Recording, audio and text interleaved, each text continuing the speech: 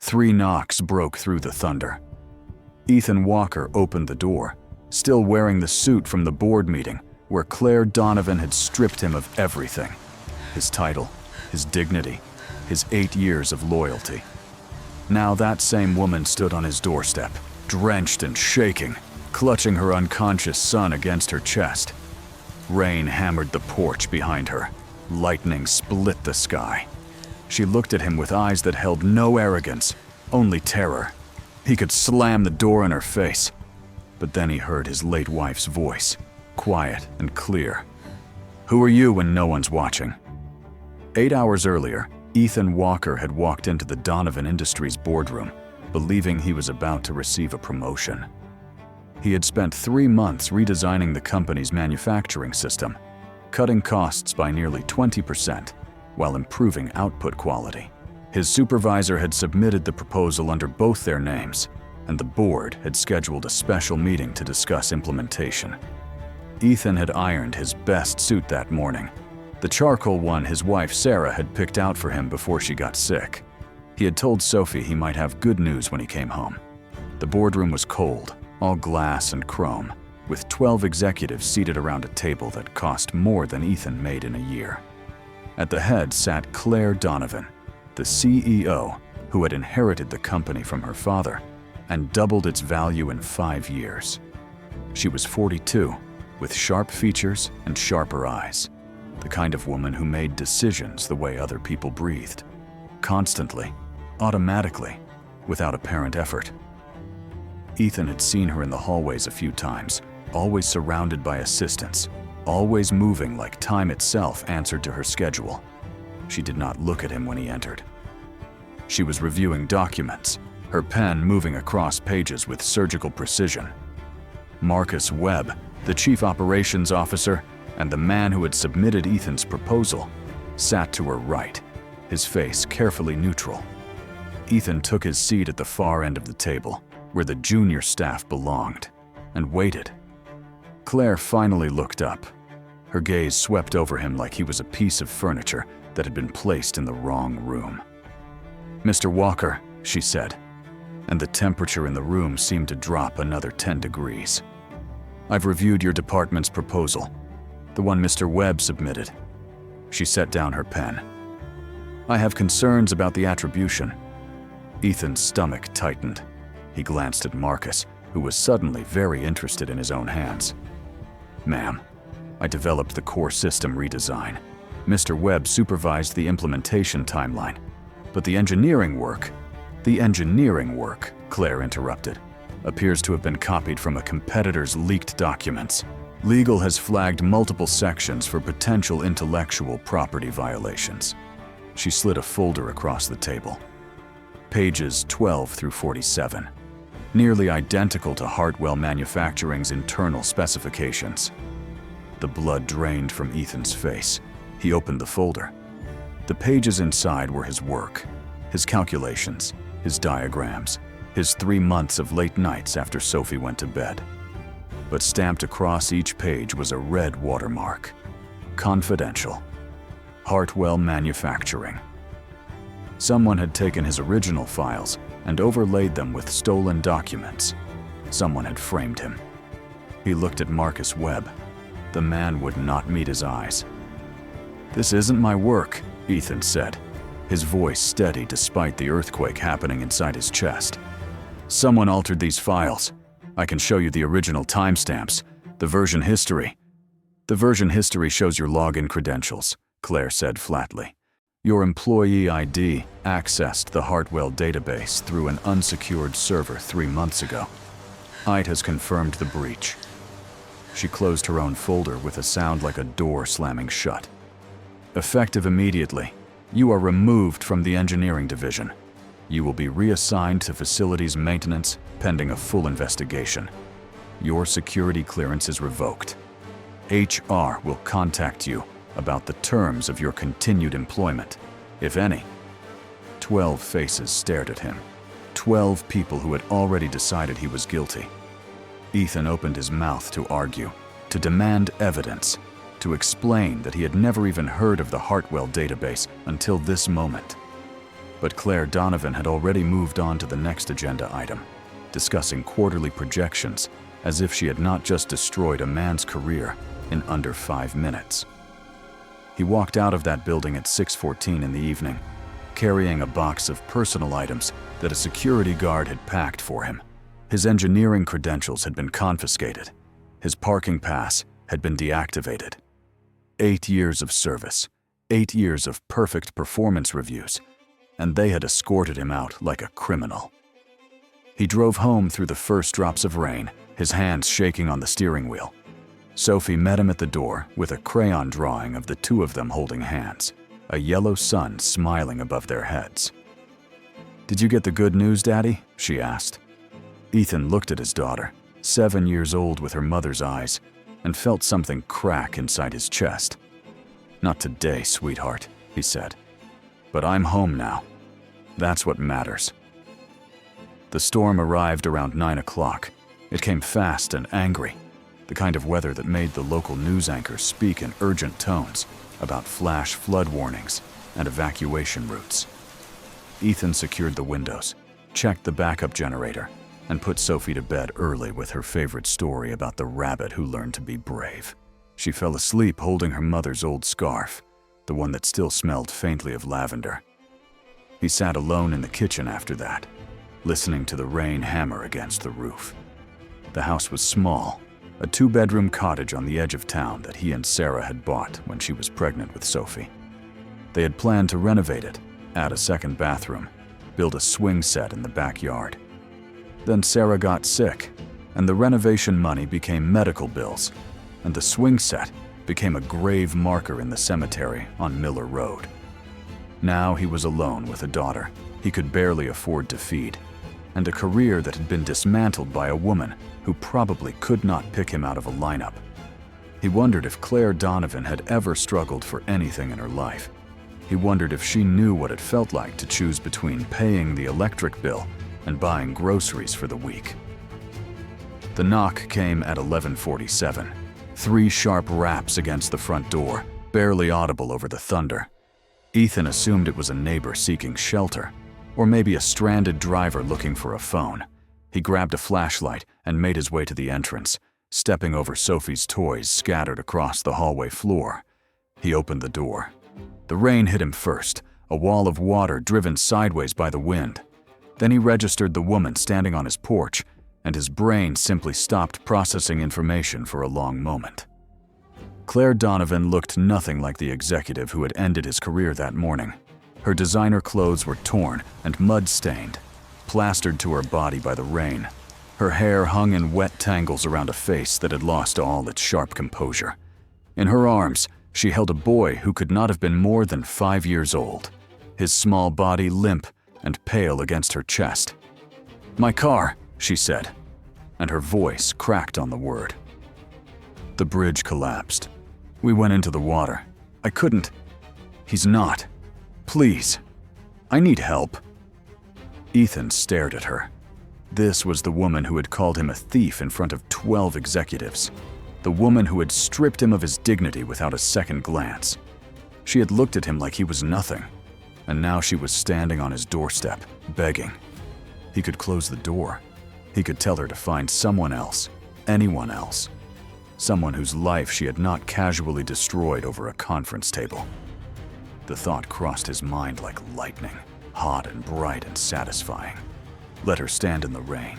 Let her feel what it was like to be powerless. But the boy in her arms was not breathing right. Ethan could see it in the shallow rise and fall of his chest, the bluish tint around his lips. This child had done nothing wrong.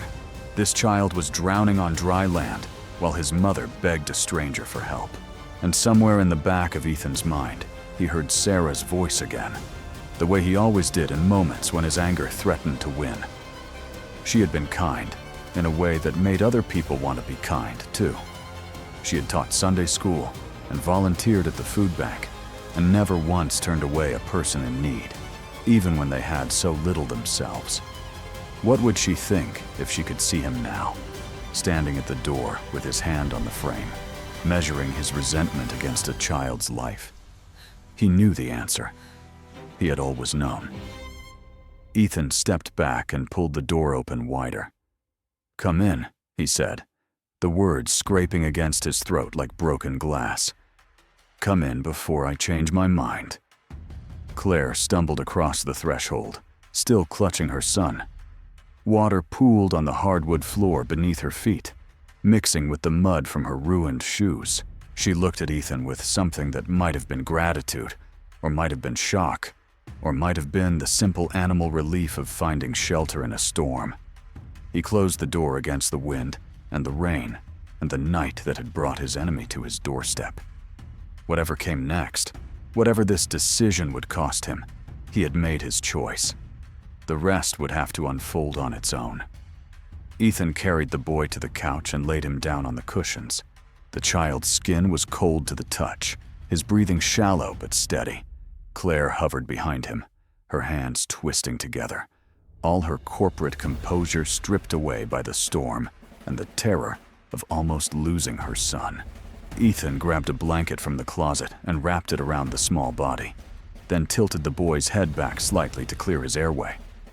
"His name is Noah," Claire said, her voice barely above a whisper. "He's 5. He was in the back seat when the bridge gave out. I got him out of the car, but the current was so strong, and he swallowed so much water." She was shaking now, violent tremors that had nothing to do with the cold. "I didn't know where else to go. The main road is flooded. Your house was the only light I could see." Ethan did not look at her. He focused on Noah, checking his pulse, listening to his lungs, doing everything he remembered from the first aid course Sarah had made him take when Sophie was born. The boy coughed weakly, and a small amount of water trickled from the corner of his mouth. Color began returning to his cheeks. He would be okay. He would survive this night. "Daddy?" Sophie's voice came from the hallway. She stood in her pajamas, clutching a stuffed rabbit, her eyes wide as she took in the scene before her. A strange woman dripping water on their floor. A little boy wrapped in blankets on their couch. Her father kneeling beside them both with an expression she had never seen before. Ethan crossed the room quickly and knelt in front of his daughter. "It's okay, sweetheart. These people got caught in the storm. They're going to stay with us tonight until the roads are safe." He smoothed her hair back from her face, the same gesture Sarah used to make. "Can you be brave for me? Can you help me take care of them?" Sophie looked past him at Noah, who was starting to stir on the couch. Her fear shifted into something else, something that looked remarkably like her mother's quiet determination. "He looks cold," she said. "I can get him my extra blanket, the one with the stars." She disappeared down the hallway before Ethan could respond. He watched her go, his chest tight with a pride that almost hurt. 7 years old, and already she understood what it meant to help someone in need. Sarah would have been so proud. Claire had not moved from her spot by the door. Water continued to drip from her clothes, forming a dark puddle on the hardwood. She was watching Ethan with an expression he could not read, something between confusion and shame. "You didn't have to do this," she said quietly. "After what I did to you today, you had every right to turn me away." Ethan stood slowly, his knees aching from the cold floor. "I know," he said. The words came out flat, without anger or forgiveness, simple acknowledgement of a fact. "But my daughter is watching, and I won't teach her that we only help people who deserve it." The statement landed between them like a stone dropped into still water. Claire flinched, just slightly, but she did not argue. She had no ground to stand on, and they both knew it. Sophie returned with her star-patterned blanket and laid it carefully over Noah, who had opened his eyes and was looking around the unfamiliar room with quiet bewilderment. "Hi," Sophie said to him, her voice gentle, the way children's voices sometimes are with smaller children. "I'm Sophie. You're safe now. My daddy helped you." Noah looked at his mother, then back at Sophie. His lower lip trembled, but he did not cry. "I want to go home," he said in a small voice. Claire moved to his side instantly, kneeling beside the couch and taking his hand. "We can't go home tonight, baby. The water is too high. But we're going to stay here with these nice people until morning." She brushed his wet hair back from his forehead, and Ethan saw her hand shaking as she did it. "Can you be brave for Mommy?" The question echoed the one Ethan had just asked Sophie. 2 parents, 2 children, the same desperate hope that their kids could handle what the night had brought them. Ethan made a decision. "I'll get some dry clothes," he said. "I have some of my wife's things still packed away. They might fit you." He did not wait for Claire to respond. He walked to the bedroom and opened the closet where he kept Sarah's belongings, the boxes he had never been able to throw away. He found a pair of sweatpants and an old university sweatshirt, simple clothes that Sarah had worn around the house on lazy Sunday mornings. Giving them to Claire felt like a small betrayal, but practicality won over sentiment.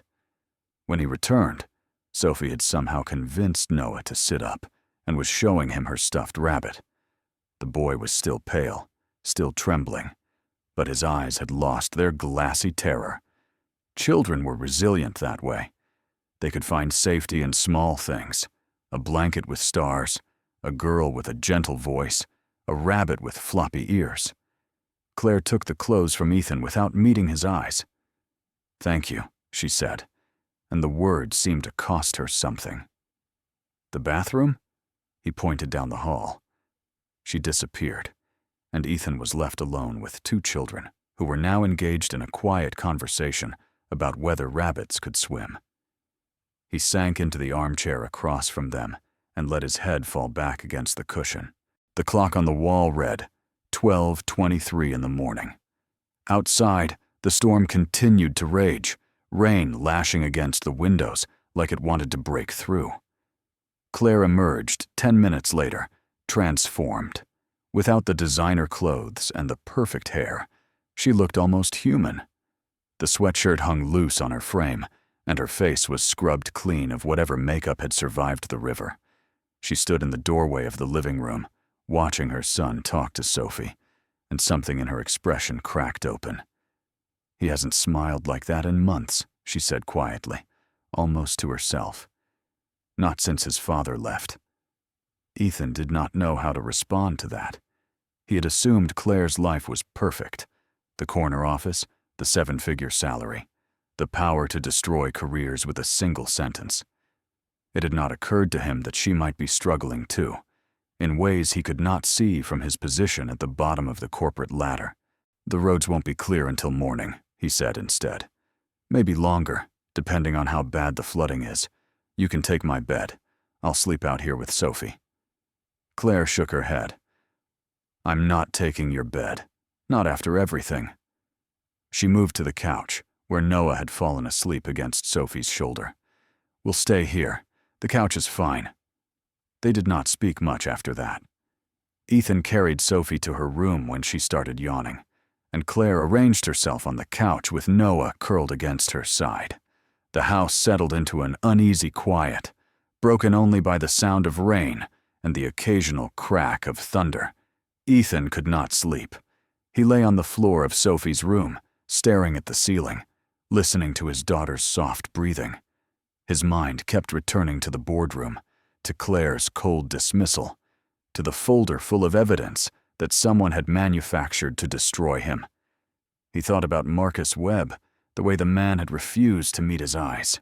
He thought about the Hartwell documents that had mysteriously appeared with his login credentials attached. Someone had framed him, someone with access to his files and knowledge of the Hartwell database, someone who stood to gain from his removal. The realization hit him like a physical blow. Marcus Webb had submitted the proposal under both their names. If Ethan was disgraced, Marcus would take sole credit for the cost savings. And Marcus had been with the company for 15 years. He would know how to access systems, how to cover his tracks, how to make it look like someone else had committed the crime. Ethan sat up in the darkness, his heart pounding. He had been so focused on Claire's cruelty that he had missed the obvious truth. She had been manipulated too. Fed false evidence by someone she trusted, made into a weapon against a man who had done nothing wrong. It did not excuse what she had done, But it changed things. It changed everything. Morning came gray and wet, the storm finally dying into a steady drizzle. Ethan made breakfast, scrambled eggs and toast, nothing fancy, but enough to feed 4 people. Sophie and Noah ate together at the kitchen table, their earlier shyness replaced by the easy camaraderie of children who had survived something scary together. They were discussing cartoons now, arguing about which superhero was the strongest. Claire sat across from Ethan, holding a cup of coffee he had made for her. She had not touched the eggs. "I need to tell you something," she said, her voice low enough that the children could not hear. "About yesterday, about what happened in the boardroom." Ethan set down his fork. "I already know I didn't steal those documents." Claire nodded slowly. "I know that too. Now." She took a breath, and he could see the effort it cost her to continue. "I received an anonymous tip 3 days before the meeting. Documents showing the breach, the login records, everything. I didn't verify the source. I didn't question why someone would send that to me directly instead of going through legal channels." She looked down at her coffee. "I wanted it to be true. Your proposal was going to make Marcus look incompetent. He'd been with the company since my father's time, and I trusted him. When the evidence pointed at you, I believed it because it was easier." Ethan felt something shift in his chest. Anger, still. Hurt, certainly. But underneath it all, a thread of understanding he did not want to feel. "You destroyed my career because it was convenient." "Yes," Claire said. She did not flinch from the accusation. "And I'm sorry. That's not enough, I know. But it's the truth." The children laughed about something at the table, their voices bright against the gray morning. Ethan watched them for a moment, Sophie showing Noah how to make a tower out of toast crusts. When he looked back at Claire, some of his anger had drained away, replaced by a weariness that went bone deep. "What happens now?" he asked. Claire set down her coffee cup. "I'm going to reopen the investigation. Have IT trace the real source of the breach. And when I find out who did this, I'm going to make sure they never work in this industry again." Her eyes met his, and for the first time, he saw something other than coldness in them. Determination, maybe. Or guilt, looking for a way to become redemption. "I'm going to fix this, Ethan. I promise you that." The days that followed were strange. Claire returned to the office and launched a quiet investigation into the Hartwell breach. Ethan remained in his facility's maintenance position, pushing a mop down hallways he used to walk as an engineer.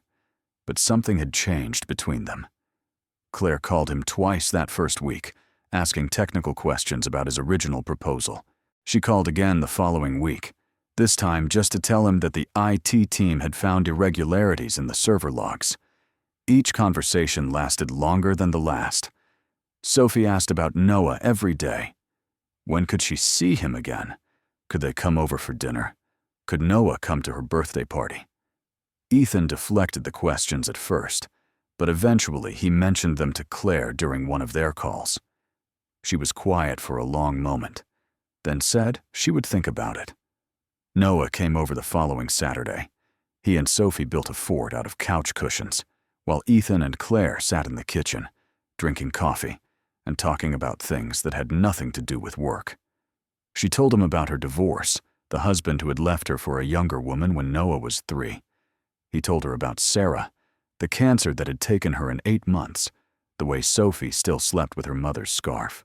They were just 2 single parents, comparing wounds, finding comfort in the shared understanding of what it meant to raise a child alone. It was dangerous. Ethan knew that.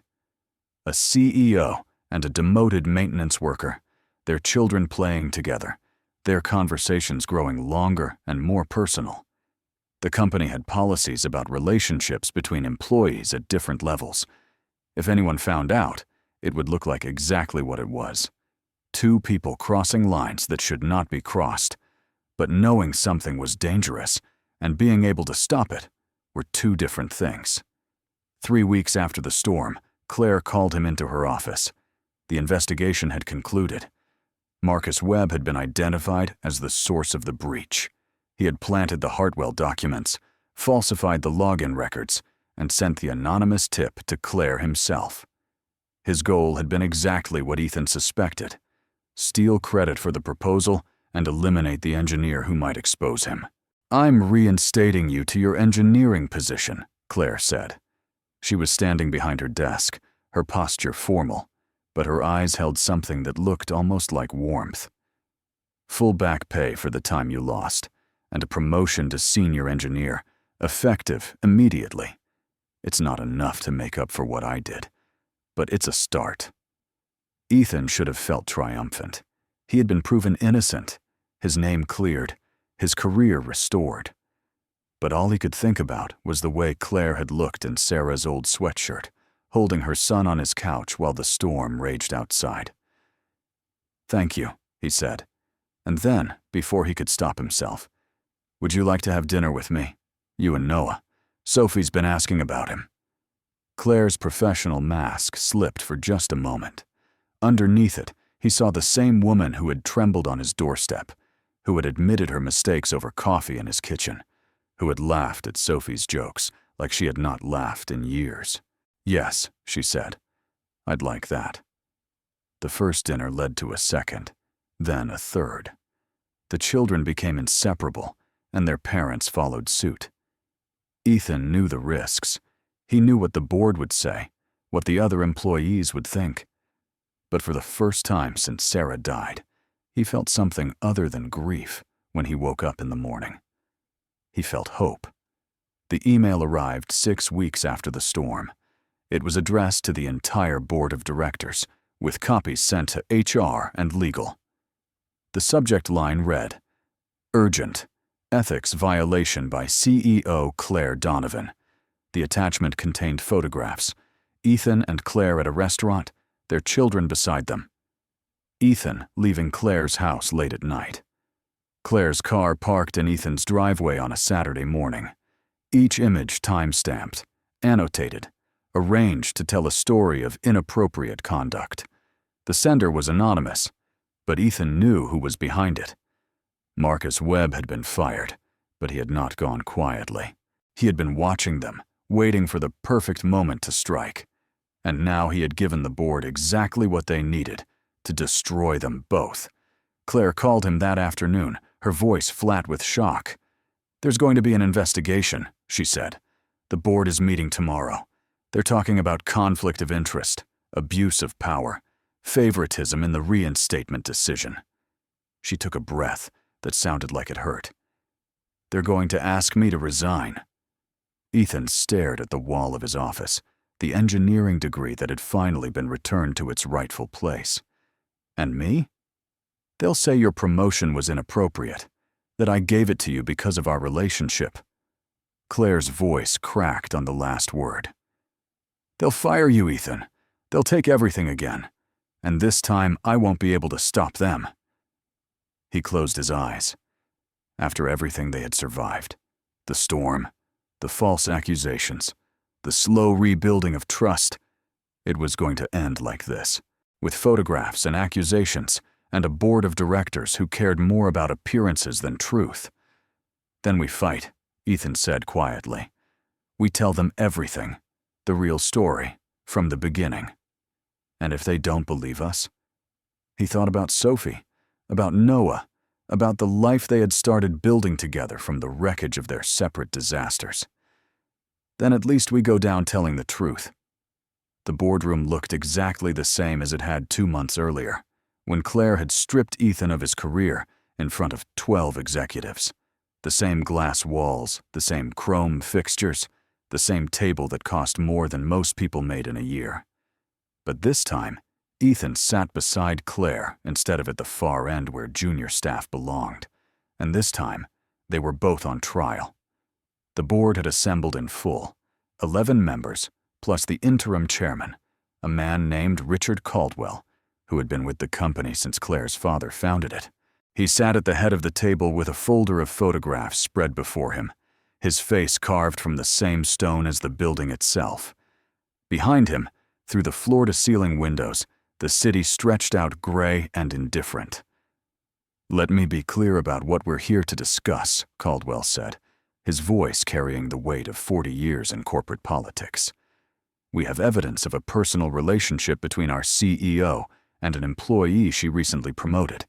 We have concerns about favoritism, conflict of interest, and potential abuse of power." He tapped the photographs with one manicured finger. "Ms. Donovan, you may begin." Claire stood. She was wearing her armor again. The designer suit, the perfect hair, the mask she had built over years of fighting to be taken seriously in rooms full of men who looked at her and saw her father's daughter. But Ethan could see the cracks in it now. He knew what was underneath.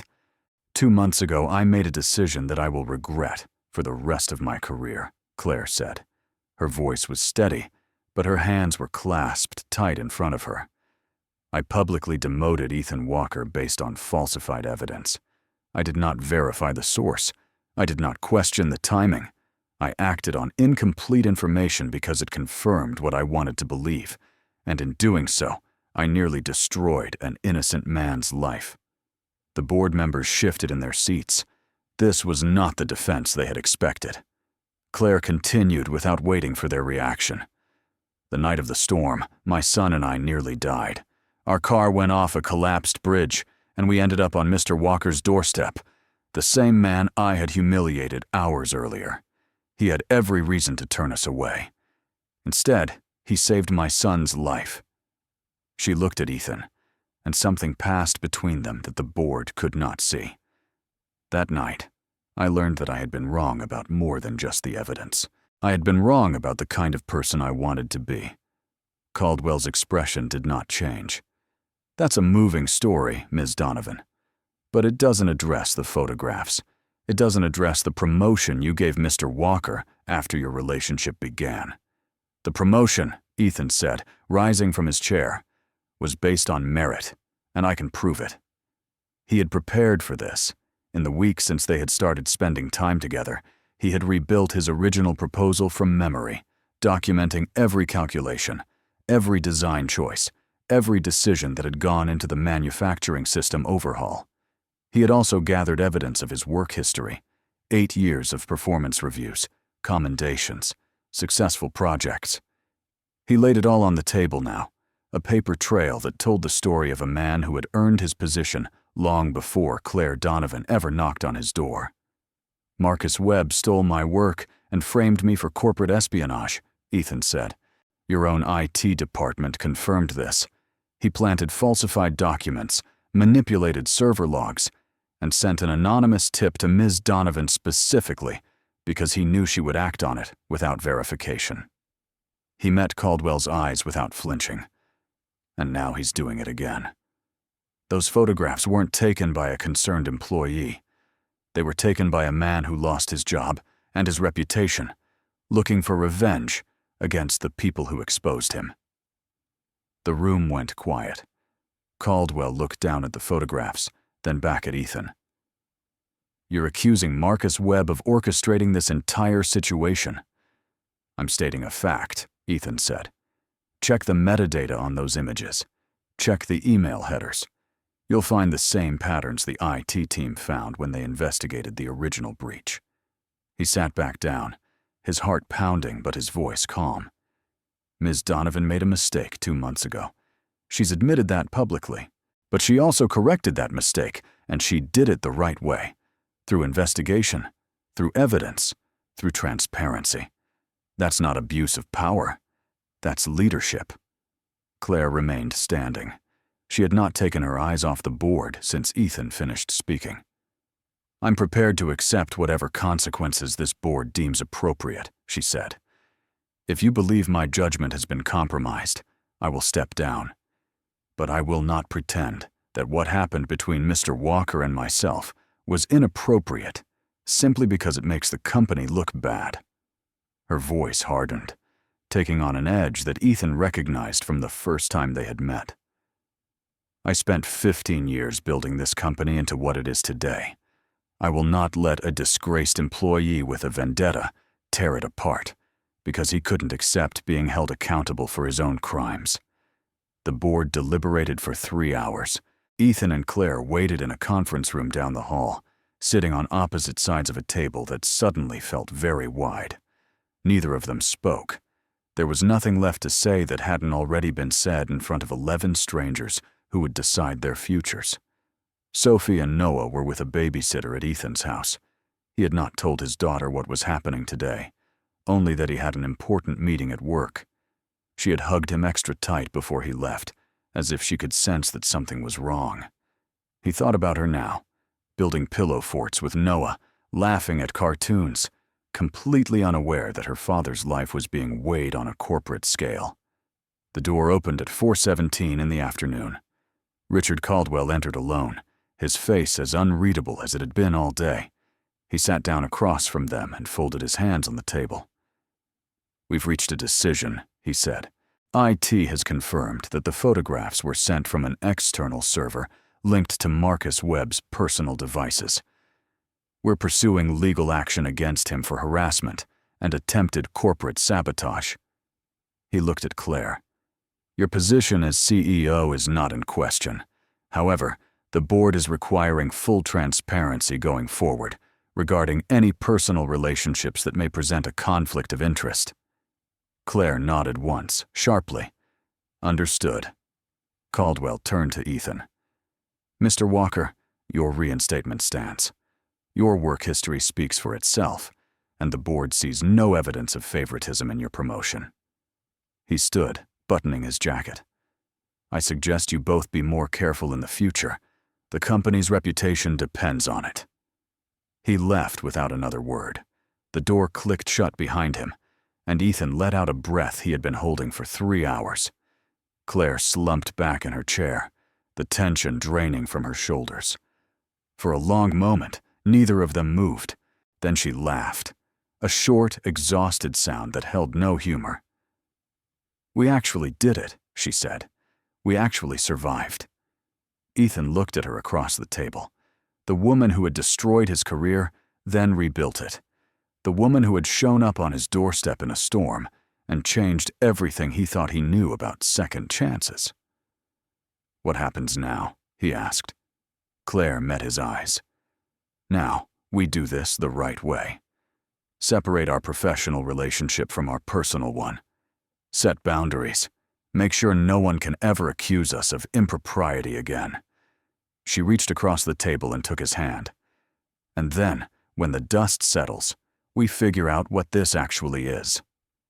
6 months later, Ethan stood in his backyard, the same backyard where he had once planned to build a swing set for Sophie, back when Sarah was alive, and the future seemed full of possibilities. The swing set was there now, finally finished, painted bright red because Sophie had insisted.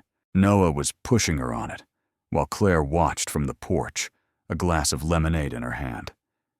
They had taken it slow these past months, professional at the office, careful in public, building something real in the spaces between. Claire had learned to ask for help when she needed it, to admit when she was wrong, to be a person before she was a CEO. Ethan had learned to let go of the anger that had kept him company since Sarah died, to open his heart to something new without feeling like he was betraying what he had lost.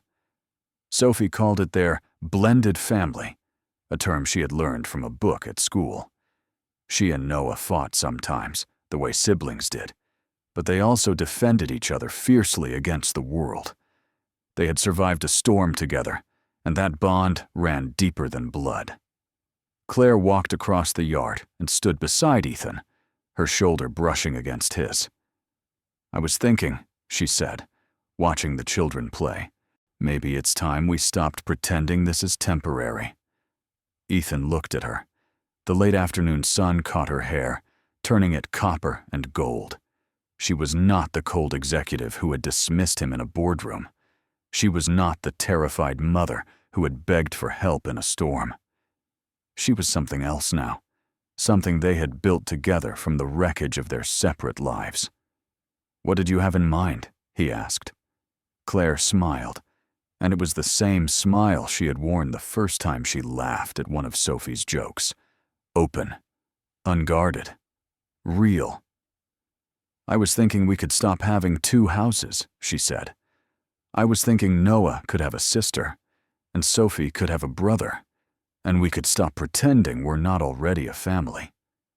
Ethan thought about Sarah, about the life they had planned, and the life that had actually happened. He thought about the night of the storm, the 3 knocks on his door, the choice he had made to let compassion win over anger. He thought about all the ways that single decision had changed everything. "Okay," he said quietly. "Let's stop pretending." Sophie shrieked with laughter as Noah pushed her higher on the swing. The sun was setting over the hills, painting the sky in shades of orange and pink. And Ethan Walker, who had once believed his life was over, stood in his backyard with his arm around a woman who had started as his enemy and become his future. Some storms destroyed everything in their path, but others washed the world clean and left something new growing in the wreckage. This had been one of the good ones.